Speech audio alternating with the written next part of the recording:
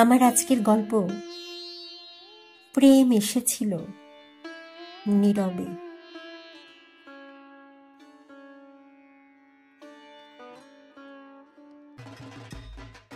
সেনবাড়ির জমজমাট দুর্গাপুজো। এবারের পুজোর প্রধান আকর্ষণ বাড়ির হবু জামাই অর্থাৎ ঋদ্ধিমার হবু বর অরিন্দম, যাকে দেখার জন্য সেনবাড়িতে আত্মীয় পরিজন সকলেই প্রায় উপস্থিত হয়েছে। ঋদ্ধিমা বেশ লাজুক ভঙ্গিতে একে একে সবাইয়ের সাথে অরিন্দমের পরিচয় করিয়ে দিল।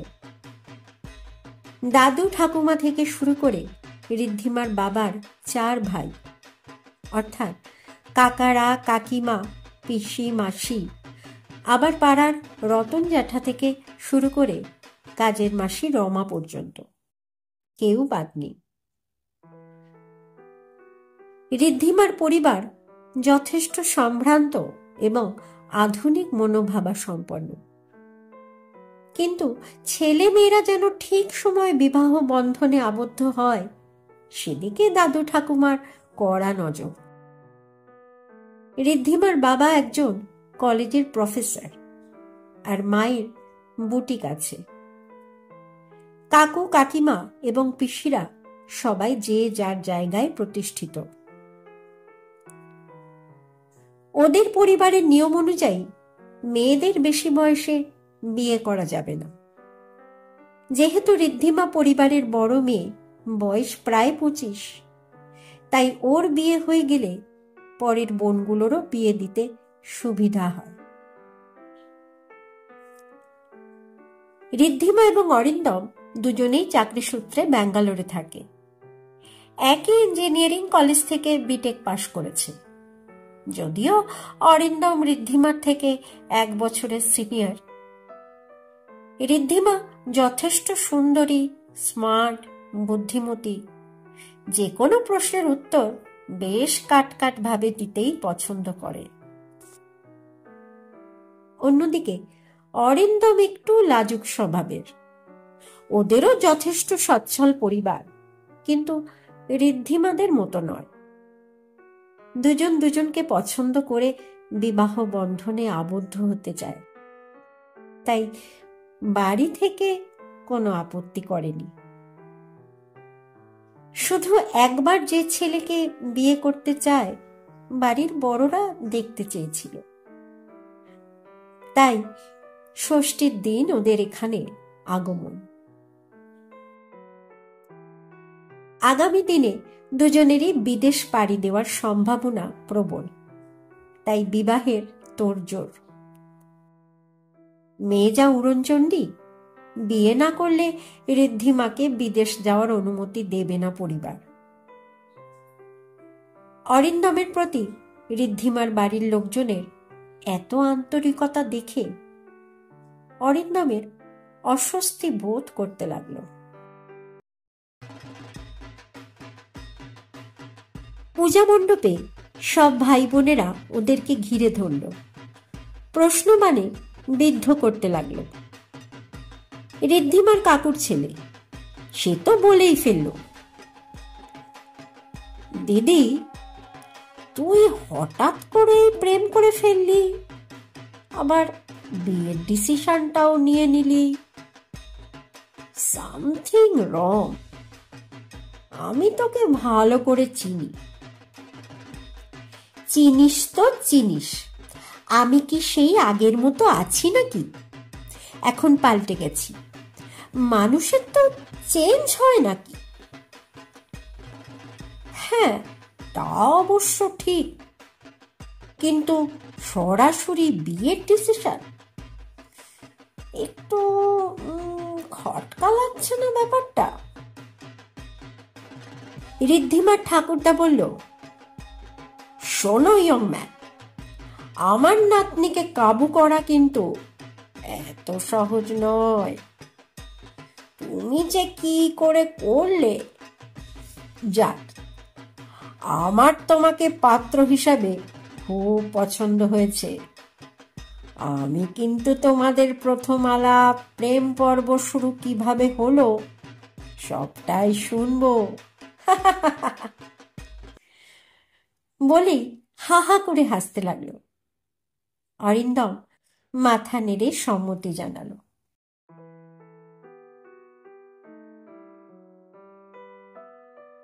অরিন্দমের জন্য গেস্ট রুম বরাদ্দ ছিল। সুন্দর সাজানো গোছানো বিরাট বড় বাড়ি। অরিন্দম রুমে এসে ফ্রেশ হয়ে নিল। ঋদ্ধিমার মা এসে একটা নতুন পাঞ্জাবি দিয়ে গেল অরিন্দমকে।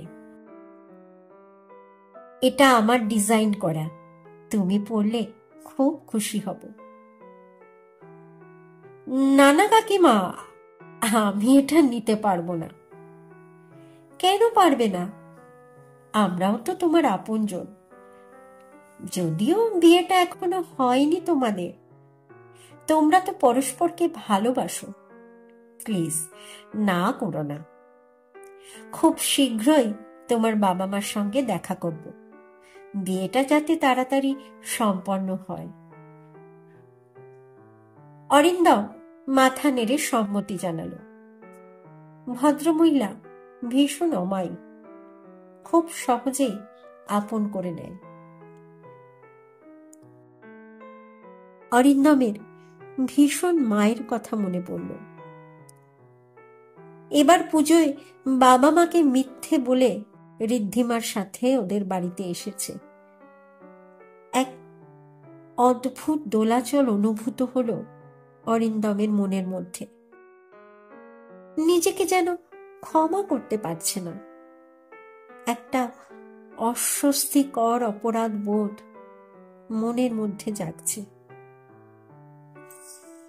যাক, পুজোর কটা দিন ভালোভাবে কেটে গেলেই বাঁচে।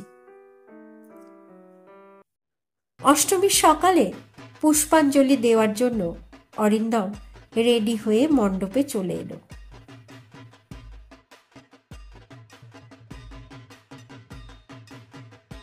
ঋদ্ধিমা এসে অরিন্দমের গা ঘেঁষে দাঁড়ালো। ওরে বাবা, কি লাগছে তোমাকে এই পাঞ্জাবিটায়, একদম রাজপুত্তর। হ্যাঁ, রাজকন্যাকেই তো বিয়ে করব, রাজপুত্র না হলে চলে? এটা তোমার মায়ের দেওয়া উপহার, না করতে পারলাম না, উনি কষ্ট পাবেন, তাই নিয়ে নিলাম। তোমাকেও তো শাড়িতে বেশ লাগছে, চোখ ফেরানো যাচ্ছে না। টিপিক্যাল প্রেমিকের মতো কথা বলো না তো। শাড়ি পরলে সব মেয়েকেই ভালো লাগে, আর ছেলেরাও এই কমেন্টসটা করার জন্য সর্বদাই উন্মুখ হয়ে থাকে।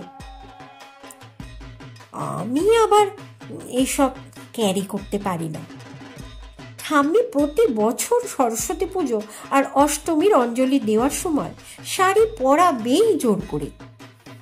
তারপর এখন তো আবার বিবাহযোগ্যা কন্যা, অতএব আদেশ অমান্য করার কোনো জায়গাই নেই।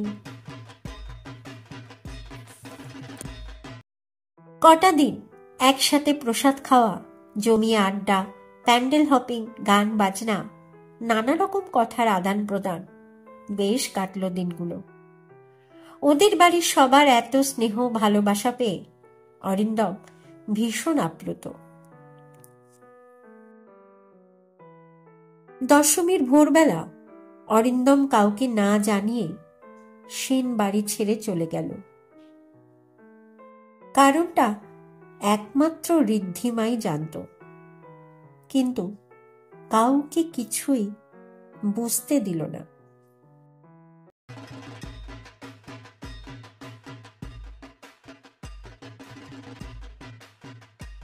প্রায় 1 বছর পর সেন বাড়িতে বিজয়া দশমী। পুজোর প্রধান আকর্ষণ ঋদ্ধিমা আর অরিন্দম, যারা এখন নববিবাহিত দম্পতি। ওদের ভালোবাসা পূর্ণতা পেয়েছে।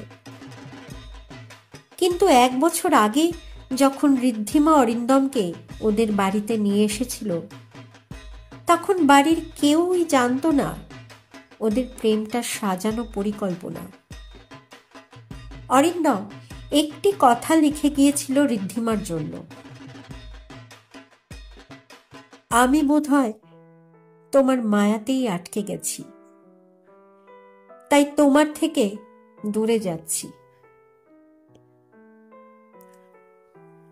অরিন্দম ঋদ্ধিমাকে বলল, গত বছর দশমীর ভোরে তোমাদের বাড়ি ছেড়ে যাওয়ার আগে মায়ের কাছে আমি একটাই প্রার্থনা করেছিলাম,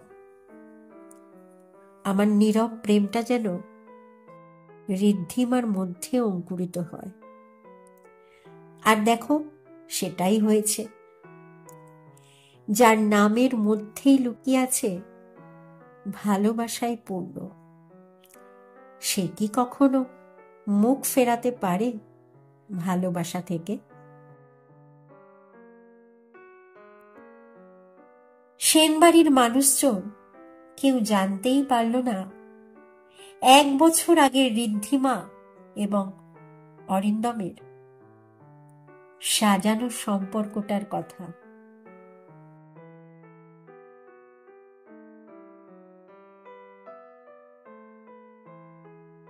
কলমে সুস্মিতা পাজা, গল্প পাঠে আমি অর্পিতা।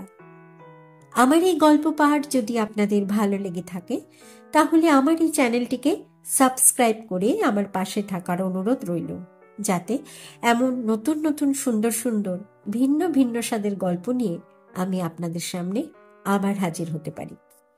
আজকের মতো বিদায়। সকলে ভালো থাকবেন, সুস্থ থাকবেন, সাবধানে থাকবেন, এই প্রার্থনা করি। ধন্যবাদ।